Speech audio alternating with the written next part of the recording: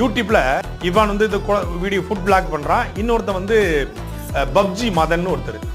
இர்ஃபானுக்கும் PUBG மதனுக்குமான வித்தியாசத்தை மட்டும் மக்கள் புரிஞ்சுக்கணும். இர்ஃபான் ஃபுட் பிளாக் போடுறான், அதே வியூஸ், அதே சப்ஸ்கிரைபர், குழந்தைங்க தான் அவனுடைய ஆடியன்ஸ். இவன் திமுக ஆதரவு நிற்கிறான், தப்பு செய்யறான், மாட்டல. இல்ல பப்ஜி மதன் பப்ஜி விளையாடுறான். பப்ஜி விளையாடுற போது நார்மலா சேட் பண்றான், சென்னை மொழியில பேசுறான், வட்டார மொழியில பேசுறான். குழந்தைகளை அபியூஸ் பண்றான்னு சொல்லி அவன் மேல வழக்கு. ஏன்னா இர்ஃபானை அப்ரோச் பண்ண மாதிரியே பப்ஜி மதனையும் அப்ரோச் பண்ணுது 2021. பப்ஜி மதன் என்ன சொல்றான்னா, ஒரு தத்திய தலைவரா வச்சுக்கிட்டு நான் வந்து உங்களுக்கு விளம்பரம் பண்ணணுமா?